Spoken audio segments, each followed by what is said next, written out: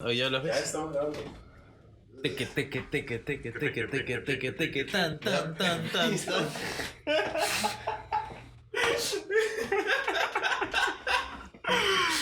Arrancamos siempre las intros con culipandeos. Sí. La vi.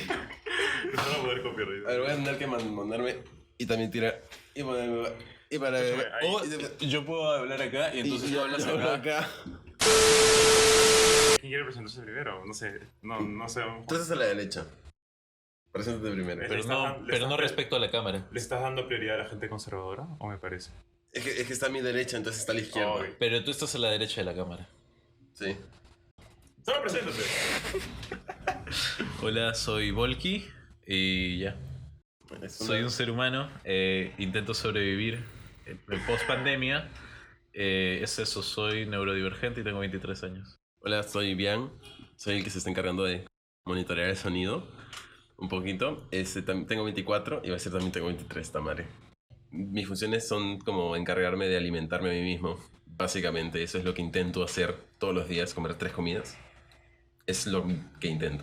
Te genera un esfuerzo alimentarte 3 veces al día. Es que cuando tienes que hacer tu propia comida es difícil, papi. Es una gran meta. Es Si cierto. es que tienes el plato de comida para el almuerzo, bravazo. Pero si es que no, tienes Claro. que hacer tu comida todos los días. Claro. ¿Estás viviendo solo? No, estoy viviendo en mi casa, pero en mi casa nadie se ocupa para el almuerzo.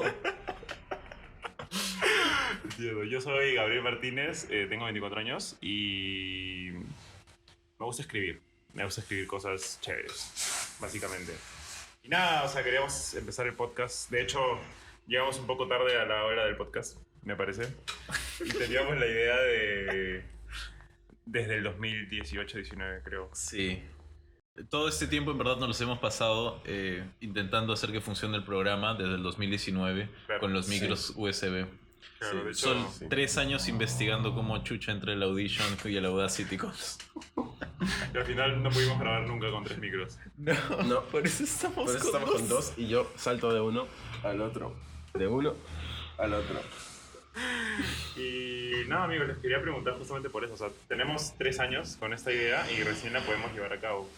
Hemos tenido 3 años en esto y ¿por qué nos hemos demorado tanto? ¿Ustedes creen que a veces las personas nos ponemos expectativas muy altas para comenzar a hacer algo tanto así que no logramos comenzar las cosas que queremos? Sí. Eso Y fue, está, el se acabó el Listo, podcast. adiós. Sí, Ese fue el perfecto. podcast de hoy, su podcast favorito, Estos Huevones. Esos huevones. Esos huevones. Nosotros. Eso Esos. es huevón. O sea, Esos nosotros. huevones. Claro. Esos huevones. Pero el podcast se llama Sí, Esos también, Huevones. también. Así que- Bueno, chao. No. Bienvenidos al que próximamente será su podcast favorito, Esos Huevones. Y queremos hablar un poco de esto. O sea, por ejemplo, cuando quise hacer esto, también creo que quería aprender a ilustrar, me ponía más a pensar en las herramientas que en el, oye, realmente, o sea, me ponía más a pensar, oye, ya necesito una tablet de dibujo, necesito una computadora que corra el programa, pero ¿qué programas es? Y me ponía a investigar 1000 herramientas, cuál era la mejor, y al final decías como que, no empezabas. Es Claro. como que, si Sí. quieres ilustrar, ¿qué es lo primero? Es dibuja, cómprate un cuaderno, un lápiz y dibuja. Ujú. O incluso como que cuando vas a mantener una conversación, y imagínate que quieres conversar con alguien, pero sientes que tu historia no es lo suficientemente interesante, entonces tú dices, no, quizás esto como que no le va a gustar, o como que no va a ser tan chévere, entonces no le dices Claro. nada y finalmente nunca le terminas hablando. Claro, es un poco una falta, una vergüenza a atreverse a cagarla. Y lo peor es que esta etapa un poco en la que te estás preparando, entre comillas, buscando las herramientas, buscando la teoría, es a veces muy útil y a veces es una forma velada de evitar empezar. Sí. Porque es la clásica, yo me pongo a dibujar y digo, uy, no, le falta punta a mi lápiz. Uy, no, si voy a usar colores también le debo sacar la punta. Uy, se me ha perdido el plumón verde. No, tengo que ir a buscar un plumón verde. Y me puedo pasar 27 horas sin dibujar, específicamente buscando todos los útiles que me faltan, Claro. ¿no? Y creo que también entra ahí en juego la idea es querer saltarse el proceso al producto, ¿no? Como cuando comienzas a dibujar, si es que no tienes la más mínima idea acerca de lo que estás haciendo, lo más probable es que la cagues un montón o tengas que aprender los básicos, ¿no? Entonces, tú ves ilustraciones preciosísimas en internet y ves que la gente lo hace con una facilidad alucinante. Al final de cuentas, tú quieres lograr eso o quieres lograr como lo que más te guste dentro de las referencias que tengas. Y es difícil como intentar matchar lo que estamos pasando en el proceso con el producto al cual queremos llegar. Claro, es que no ves el proceso detrás, nunca ves el proceso detrás Ujú. y eso creo que conlleva finalmente a que la gente le tenga miedo al fracaso dentro del proceso. Porque dentro Claro. del proceso hay un culo de fracaso. Sí, Pero la gente no quiere fracasar. no. No quiere equivocarse. O sea, ni siquiera fracasar, no quiere equivocarse. Porque te equivocas, aprendes, te equivocas, aprendes. Pero la gente ve la equivocación como un fallo, un fracaso. Claro. Y peor aún, la gente si menos quiere equivocarse en público. Entonces, Sí, por eso tampoco de acuerdo. nunca se ventilan los procesos. O sea, son contados ciertos creadores que sigo que ventilan procesos, pero lo hacen con la idea de hay que democratizar un poco que esto no es así. Vemos constantemente productos finalizados, pulcros, prístinos, que decimos, esto entonces les ha salido así desde siempre. Claro. Cómo llegaron hasta allí, nunca se sabe. Claro, es que también entras un poco en la dinámica, por así decirlo, como que yo la siento como la dinámica del mago. O sea, te estoy enseñando el truco, pero no te estoy enseñando cómo lo hago. ¿Me entiendes? Claro. ¿Me entiendes? Como que te enseño mi dibujo, pero no te estoy enseñando todo lo que hice para hacerlo. O sea, tú ves el resultado. Obviamente no es lo mismo, pero igual, o sea, es como que he visto que varios artistas comparten, por ejemplo, su proceso para crear las canciones, de cómo hacen su beat, cómo crean las letras y todo. Y sí, o sea, eso hace que la persona se involucre, que sea parte del proceso, pero siento que como que le quita un poquito la magia al producto final también. En mi opinión no creo que le quite la magia. O sea, a mí me parece súper precioso poder ver la obra maestra que se ha creado y cómo es que fue creado y cuánto trabajo ha estado ahí para ponerla. Es como, por ejemplo, cuando ves que abren en algún programa de edición de audio todos los tracks de sonido que tiene una canción en específica y ves la enormidad de orquesta que se han mandado en el programa de edición, ¿no? O sea, yo creo que es bravazo y si es que ves cómo están haciendo el proceso como creativo de la creación del beat o de las letras o de la escritura, es como te das cuenta de cuánto tiempo demora y una persona tan experimentada como la que está haciendo este trabajo, cuánto tiempo se está demorando en hacerlo. O sea, como creo que como humaniza un montón más el proceso y a mí me gusta eso. Si bien igual comparto un poco de ambos, porque inevitablemente al explicar el truco, algo de la ilusión se pierde. Recuerdo cuando vi, por ejemplo, en la película Charles Chaplin, no me acuerdo exactamente cuál, en la que está en patines Ya, sí, en un supermercado Es un al lado, juego de perspectiva, al lado sí. de una cornisa y en verdad la cornisa es como que no existe, porque es un juego de perspectiva con otro fondo que está Dios. atrás. Y a mí se me rompió la ilusión, porque yo dije, el pata fácil entrenado a lo Buster Keaton, a no caerse y a andar muy bien en patines, pero no. Se me perdió la ilusión, se me murió un poco la idea de que dentro de todo había aparentemente entrenado, pero ganó la ilusión de como qué capacidad técnica ha tenido. Entonces yo creo que igual pierdes algo, pero a la vez estás ganando algo en la medida en la que te interese. Porque tipo, si no me interesara saber cuáles son los trucos técnicos de cámara simplemente se me hubiera muerto la ilusión. Claro. Entonces hay también una cierta conexión emocional entre comillas, podemos plantearlo como la lógica emocional con la cual estoy relacionado y la lógica racional bajo con la cual entiendo cómo emocionalmente catalizan eso. Un toma y daca ahí. Sí, creo que es un video donde también te enseñan la toma del reloj, de la torre de reloj, Exacto. que el pato está colgado de la manija, como si se estuviera cayendo, pero lo ves en perspectiva y literalmente está en un edificio y como Sí. que le ponen la cámara en un ángulo en que parece que no hay nada abajo. Claro, pero en verdad es pisito, es una azotea.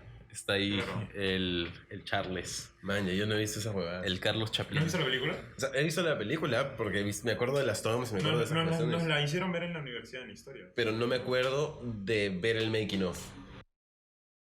Pero bueno, o sea, en sí, esta expectativa lo que te genera es que tienes que empezar y hacerlo perfecto. No tienes que empezar y hacerlo perfecto, o sea, tienes que valorar el proceso más que el producto final, creo yo, en mi opinión. Porque el proceso es la parte más larga de cualquier proyecto. O sea, el producto final es como cuando dices, o sea, la felicidad son pequeños momentos, lo demás es Claro. el día a día. Claro. ¿Entiendes? Entonces, ¿qué te va a llenar al final más? ¿Querer vivir todo el tiempo feliz o aprender a vivir en el día a día? ¿Querer llegar perfecto siempre al final o aprender a disfrutar el proceso? Claro, bien como lógica medio estoica. Aprender a vivir el memento mori, ¿no? A recordar que vamos a morir, pero no con la idea de estar prestos para la muerte, sino de poder disfrutar lo que tenemos Claro. de la vida. Pero bueno, volviendo un poco a lo de las expectativas y al hecho de disfrutar también el proceso, yo siento que es como que un poco el poema Ítaca, ¿no? Ítaca no importa dónde estés llegando, importa cómo es que estés llegando. Como el verdadero tesoro eran los amigos que hicimos en el camino. No, porque no eres Dora el explorador.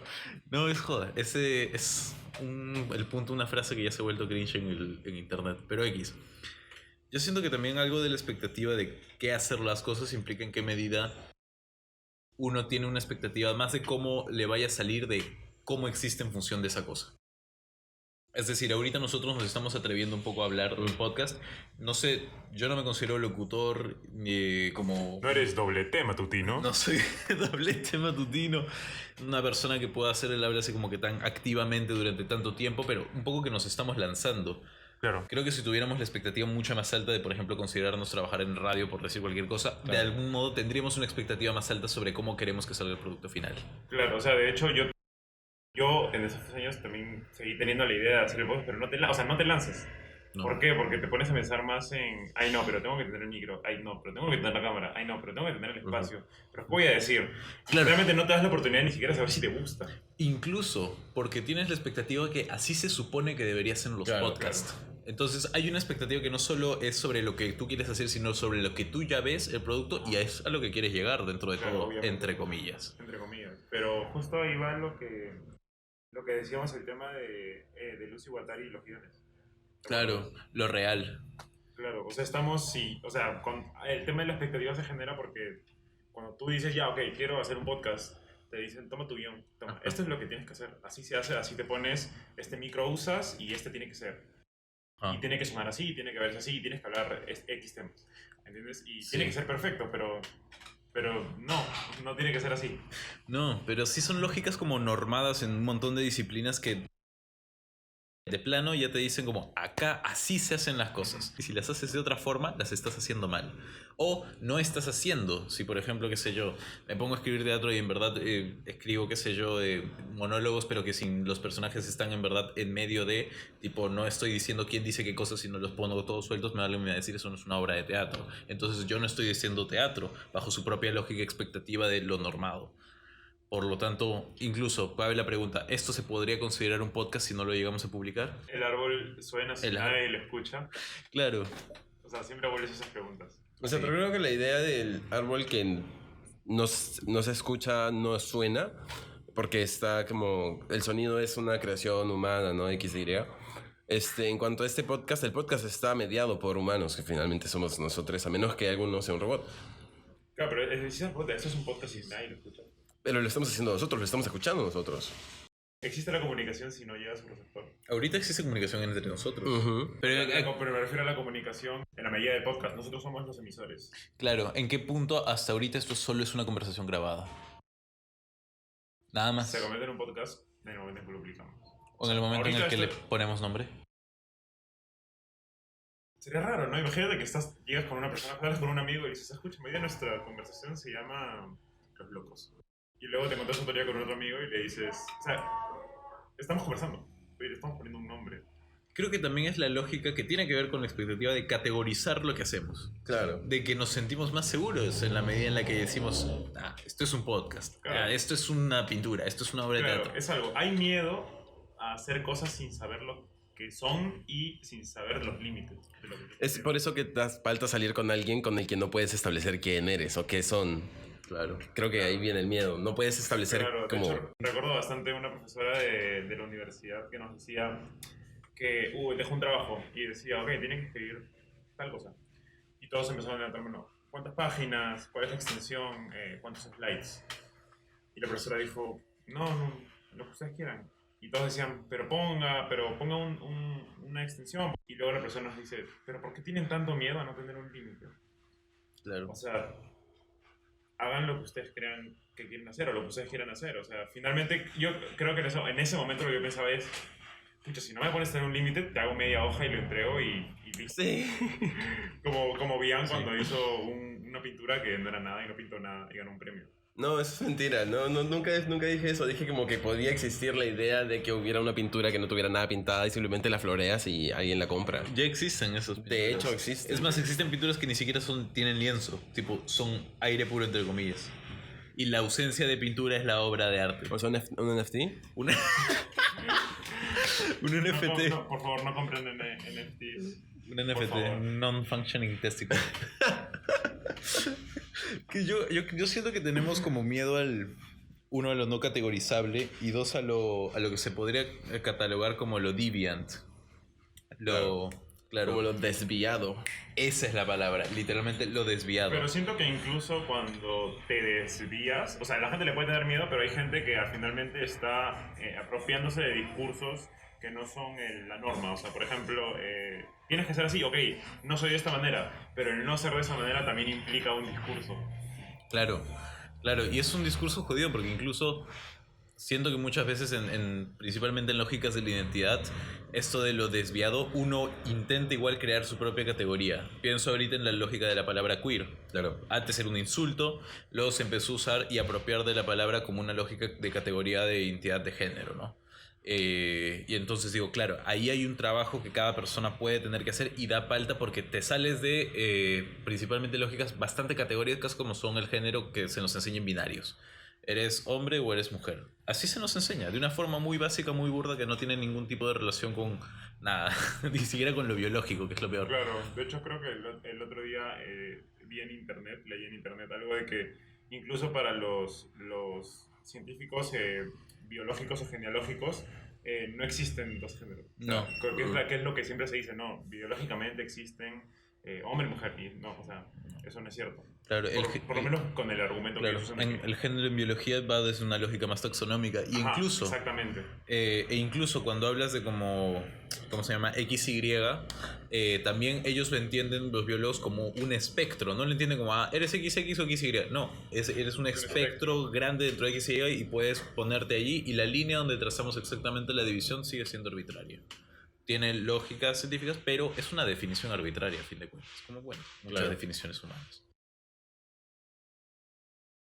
El tema de la expectativa es todo mundo, amigos. Pero finalmente estoy feliz de que podamos hacerlo. Rompimos la expectativa. Rompimos nuestra propia expectativa. Porque yo también, o sea, cuando fui a comprar los equipos, cuando estábamos viendo los equipos, hay bastante, ok, y si compro como que ese se ve mejor. Y es como que, pero ¿por qué tengo que comprar el mejor? O sea, ni siquiera sé si me gusta hacerlo, voy a probar.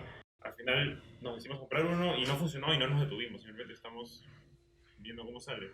Pero en base a esto que logramos escapar a nuestra expectativa, porque es lo que hemos hecho, quería plantearles una pregunta. ¿Puedes escapar a tu algoritmo de TikTok o redes sociales? O sea, puedes intentar darle la contra, pero creo que en la medida en la que le des la contra, tu algoritmo va a ser uno en el que te va a dar la contra y va a crecer en uno que en función de la contra. De hecho, creo que en Estados Unidos se hizo una investigación bien interesante donde agarraron 100 como que inteligencias artificiales que veían TikTok todo el día. ¿Sí lo has visto? Sí. Y como que, o sea, los programaron para que busquen temas en específico y entonces como que... ya. Imagínate temas tipo depresión o temas tipo moda. Y es como que la aplicación eventualmente les iba gustando mucho más contenido y se creaba el efecto del rabbit hole o del hoyo del conejo, en el cual tu espectro, que empieza siendo enorme, se va haciendo pequeño, hasta que termina siendo un muy pequeño nicho del que es finalmente bastante difícil salir si no le empiezas a dar, como tú dices, la contra al algoritmo, que es, no sé, dejar de buscar esos contenidos, si los ves, pasarlos o no verlos o no darles like, porque finalmente lo que ellos están buscando es tu atención. O sea, mientras más le prestas atención a algo, más te va a mostrar de eso. Pero también, si tú empiezas a ir en esa contra, lo que tú empiezas a buscar se va a volver a volver inevitablemente un rabbit hole de otro tema u otro nicho. Sí, es loquísimo, porque era bien intenso este experimento que hicieron. Hay un documental que se llama El Dilema Social, donde hablan directamente de eso. Y en general son personas que han trabajado en Twitter, en BuzzFeed, en Pinterest, los que crearon los algoritmos inicialmente y que luego... El algoritmo se descontroló. Ellos dicen como, nuestro cerebro es un cerebro paleolítico, todavía. Hay una frase que me gusta, que nuestro cerebro es paleolítico. Nuestras instituciones son instituciones medievales. O sea, nuestro cerebro cada 1000 años evoluciona. Nuestras instituciones cada 3-5 años logran evolucionar un poco. Pero nuestros algoritmos existen en una tecnología a la que nosotros humanamente tampoco podemos alcanzar. Se actualizan en cada milisegundo. Entonces, ¿cómo humanamente e institucionalmente podemos relacionarnos con lógicas con las que no tenemos control? Con las que no tenemos alcance. Era muy bestia. Y aparte, lo común y lo que más me daba falta de todas estas personas era que les preguntaban: ¿tú tienes hijos, hijas? Sí. ¿Tienen redes sociales? No. Les prohíbo tener redes sociales. ¡Wow! Todos dijeron eso. No, yo no he terminado de ver el dilema. Sí, eso lo dicen como para el final y me dejó bastante frío. O sea, la mayoría como les prohíbo tener hasta como que tengan 16, 18. Claro, no quiero que tengan nada. De hecho, se popularizó, se hizo viral la parte final de ese documental donde salen estas personas diciendo como que no le den el gusto al algoritmo, sigan a sus redes si es que pueden, no le den like a las cosas y ese Claro. tipo de... Claro, un argumento principal es como no aceptes o no interactúes tan seguido en la medida en la que quieras, ¿no? Con el contenido que se te presenta. que se te sugiere. Ajá. Busca tú activamente contenido que mío. quieras ver para un poco darle la contra al algoritmo y dentro de todo sentir que tienes algún atisbo de control, pero igual es un poco intentar bracear en medio de un océano. Claro, o sea, ¿cuál es la otra opción? O sea, el trabajo, las relaciones sociales discurren a través de la internet. Claro, en ese punto es loco porque los algoritmos de alguna manera se han vuelto instituciones también Ujú. en sí mismas, lo cual es rarísimo. Pero creo que también hay momentos, hay un espacio donde tenemos que separar la idea de las redes sociales utilizadas para el consumo y las redes sociales utilizadas para la comunicación. Por ejemplo, si es que yo tengo que mandarles un mensaje por WhatsApp, es distinto si es que yo tengo que entrar a ver TikTok. O si es que yo hago una publicación personal en mi Facebook solo mi círculo cerrado de amigos en Facebook. Es distinto si es que yo publico un TikTok. O sea, apuntan a diferentes alcances. Entonces yo creo que si bien como las redes sociales de alguna u otra forma median con comunicación en WhatsApp, Facebook, Instagram, ¿no? Como todas tienen como plataforma de mensajería, ¿no? Y si bien de una forma están mediadas por esto, me puedo pensar en como no necesariamente, o sea, como son dos cosas separadas que están unidas para la facilidad de compartir contenido dentro de las mismas plataformas, ¿no? Claro. Otra cosa que se me ocurría, claro, entiendo esta cuestión de cómo buscar a propósito tu propio contenido, como buscar directamente lo que quieres ver, pero eso solo me pasa cuando tengo un problema, o sea, como la computadora no está funcionando y me meto al internet a buscar exclusivamente por qué no está funcionando. Pero si es que yo, no sé, entro a YouTube y no tengo ningún problema, no tengo nada de lo que quiera saber, no me urge, no tengo ninguna picazón en ningún lado de mi cerebro de querer saber algo más, entro y no sé qué ver. Entonces el algoritmo me ayuda a tener algo para observar, para seguir consumiendo esta cuestión. Igual en TikTok, o sea, como claro, puedo ver las personas que ya sigo, ¿no? Pero usualmente mi For You page es muchísimo más divertido, porque obviamente están buscando que yo me quede, ¿no? Entonces me ponía a pensar en como, claro, estoy acostumbrado a usar estas plataformas, pero si es que llego y no encuentro nada que ver, me estreso. Es loco porque pienso en cómo nos relacionábamos antes en los viejos tiempos del internet, cuando teníamos como 10 años por ahí, ¿no? Y no había una lógica del algoritmo tan fuerte, sino eran cosas que se recomendaban más o menos mundial y tú Claro. activamente buscabas animaciones, había un boca a boca. Como que, oye, ¿por qué no pones, no sé, pongo un Yuto o Alejo y Valentina? Las cosas que se veían principalmente de chibolos, ¿no? Y había un boca a boca mucho más fuerte, había una lógica comunitaria de consumo. Ni siquiera me acordé de que estábamos Entonces hablando. estábamos hablando de, claro, Las lógicas comunitarias del consumo en los Ah, ya. inicios del internet. Yo lo que quería mencionar es ese tema de finalmente... Yo no tengo TikTok. Hace 8 meses. Cierto. Y tomé la decisión de no tener TikTok porque, por ejemplo, me iba a dormir y el tema del For You page o las recomendaciones o sugerencias que obviamente buscaban que yo me quede, funcionaban. Y si te pones a pensar, está muy bien construida la interfaz. ¿Por qué? Porque es un never ending scroll. Nunca terminas de bajar. No hay fin y no hay ni siquiera Claro, comienzo. Porque claro. incluso si vas para atrás encuentras otra cosa. Y siempre es como que ya, uno más y ya me voy. Uno más y me voy. Uno más y me voy. Y todos los días me quedaba hasta las 2 de la mañana viendo TikTok. Sí. Es muy claro, fácil. a partir de la invención del Infinite Scroll, la relación que tenemos con las redes sociales cambió por completo. Claro, No, porque había yo me un- acuerdo que antes en Facebook sí había fin. Ujú. Y en Instagram también. Ujú. Y ahora sí, es un never ending scroll. Y incluso cuando encuentras un video, entras a ese video y en ese video hay un Ahí es never ending never ending scroll. scroll, sí. Me acabo de acordar como antes Twitter solo te mostró los tweets que seguías y lentamente pusieron los tweets que otra gente retuiteaba, los tweets que le gustaba a la otra gente, porque fue en Twitter, si mal no me acuerdo, que inventó el never ending scroll. Y el causa de Twitter está en el documental del dilema social. Habla al respecto de cómo se siente increíblemente culpable porque también plantea, siento yo, que eso no lo discuto en el documental, pero me parece algo interesante de cambia nuestra relación con el contenido, no solo la idea de consumirlo, sino a la idea de también cómo lo entendemos. Si pensamos el contenido como un recurso, porque al final de cuentas es un recurso finito, la idea del never ending scroll nos jode por completo ese concepto. El never ending scroll nos dice hay demasiado contenido en este punto de la vida en internet para que siquiera O sea, puedas creo que, consumirlo. En verdad hay demasiado de todo. Sí, Sí. Hay demasiado de todo Es que y hay gente que no come, hay gente que no tiene tabas, hay gente que no tiene polos, hay gente que no tiene acceso al contenido. claro. Entonces hay una mala distribución tanto de los recursos físicos como de los recursos digitales. Claro, pero es loco la diferencia como la distribución de los recursos como físicos, materiales, a fin de cuentas se crea por una... Si hay ricos, tiene que haber pobres. Los ricos existen porque hay pobres generando la pobreza, ¿no? También la lógica del desempleo. Tiene que haber siempre cierto grupo de desempleados para que el despedir a alguien sea alguna amenaza. Sea viable. Entonces, esas lógicas tienen sentido porque son lógicas más finitas. En cambio, el contenido, si bien es finito, se nos han planteado como infinito y se nos vende de esa lógica como recurso sin que lo sea en verdad. Creo que hay una lógica del contenido infinito, pero siento que obviamente el contenido que podemos tener a la mano es finito, ¿no? Como no hay infinito contenido, pero para nuestra vida y para nuestro tiempo que tenemos en la vida en general, Claro. tenemos infinito contenido, porque Sí. lo más probable es que podamos ver videos en YouTube distintos todos siempre y morirnos antes de que acaben todos los videos. No, de hecho eso es lo que es. Sí. O sea, esa debe ser la lógica. Claro. O sea, el contenido es infinito, pero tu capacidad de consumo es finita. Ujú. Ajá. Tu atención incluso es finita.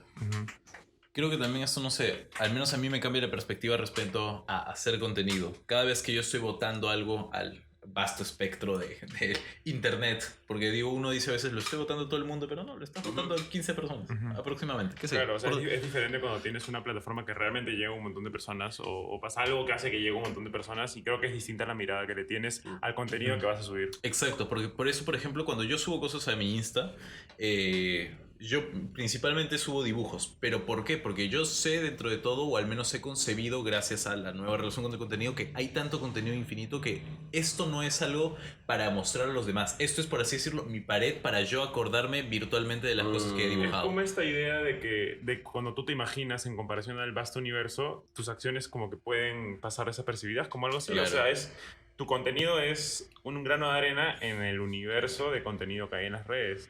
Y- Incluso si te pones a pensar en la lógica de eso, por eso se creó el Close Friends. Tú tienes Claro. un contenido que subes a tus redes completas, tienes un contenido que subes a tus Close Friends, e incluso existe tener un Finsta. Claro, eso iba a decir. Claro, Y el contenido es muy distinto, sí. ¿entiendes? Es otra Yo he onda. visto finstas que son bien baltas. Y hasta cierto punto me pongo a pensar en qué medida tu Insta es tu Finsta y tu Finsta es tu Insta real. Claro. Porque en tu Finsta tú tiendes a abrirte mucho más a cómo eres realmente. Sí, claro. Entonces, ¿por qué es un Finsta? ¿Por qué es un fake Insta si es quien realmente tú eres? Lo que pasa es que creo que dentro de todas las lógicas de Instagram ha pedido que cuando he conversado esto con mi hermano que es publicista me dice como Instagram Ey. es un espacio, habla acerca de que Instagram es como un espacio que está muchísimo más pulido, donde te presentas de una forma súper pulida. Entonces creo que la lógica de Insta y Finsta como apuntan a diferentes cosas.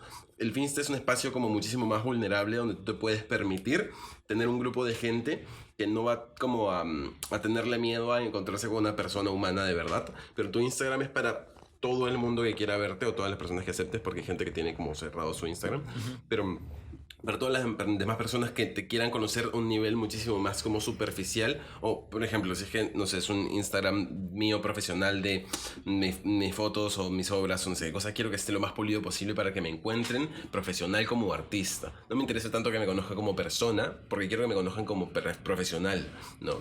Claro, es por eso que que tu Insta, por así decirlo, siempre va a tender a querer ser perfecto. No va a llegar a ser perfecto nunca, pero va a tender a querer ser eso porque también las personas que tienen mayores seguidores o los influencers te muestran eso, o sea, siempre la perfección. Esa cultura de la perfección siento que hace mucho daño a las personas. Es loco porque pienso dentro de todo ya estás haciendo algún tipo de performance. Más pulcra, Es una más pulida performance. en Es una tu Insta. performance. Ajá. Pero en tu Finsta, entre comillas, eres más vulnerable, pero igual estás performando esa vulnerabilidad. Porque Claro. es una vulnerabilidad que se crea a través de vínculos virtuales. Qué sé yo, posteas memes, qué sé yo, más tristes en tu Finsta, que no postearías en tu Insta. No te da miedo subir una historia llorando contando algo que te ha pasado. Exacto, igual hay una performance de cómo se está representando la vulnerabilidad, que me parece muy interesante e interesante, porque en qué punto también igual dices que puede ser más real, pero digo, sigue siendo parte de una performance mediada por la virtualidad.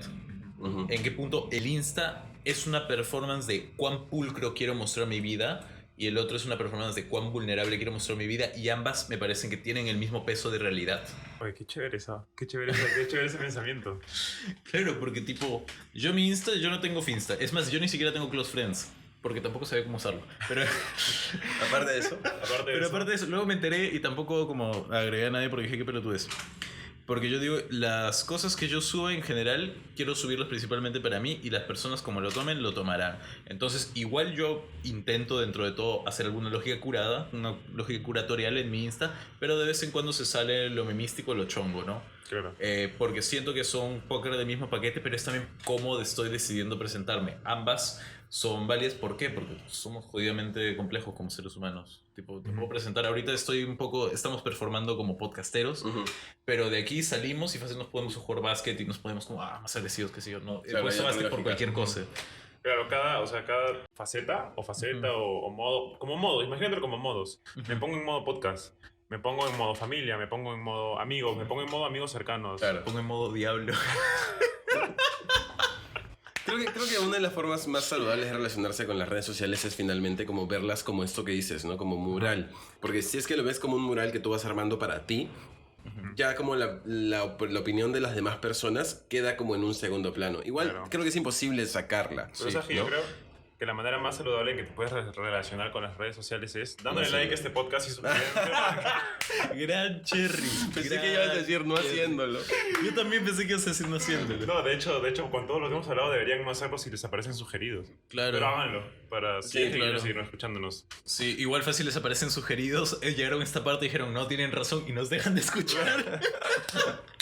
Ya nos autometemos cabe en el primer capítulo del podcast.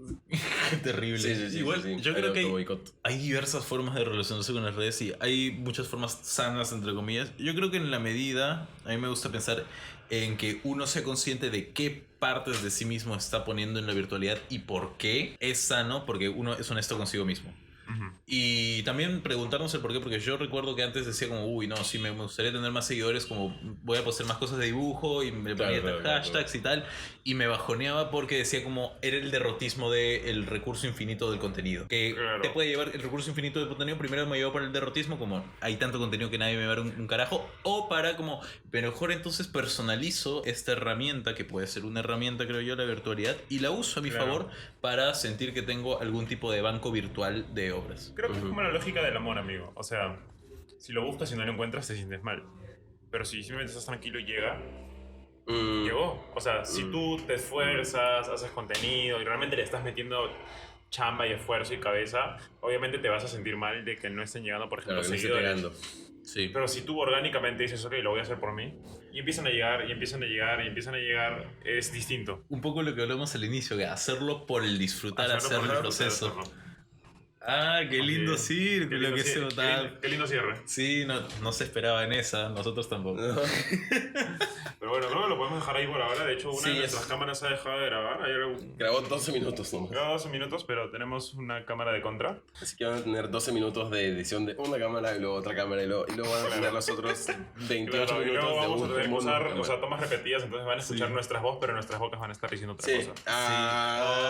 Qué interesante qué esa tucazo. vaina. Esa está para TikTok. Y bueno, pueden ir y decirle a sus amigos si han visto a esos huevones y pasarles este video o este audio, porque también lo vamos a subir a Spotify. Claro. Y nada, yo soy Gabriel, Yo soy Bian. Yo soy Volky, síganos en MySpace. en High Five, en LinkedIn, en Contraten, En Fotolog. En Fotolog, en ChristianMingle. En SoundCloud. en Club Penguin. en Neopets. Jabo Hotel. Y bueno, nada. esto es el podcast de vida. Sí, Ya. somos Vamos. esos huevones.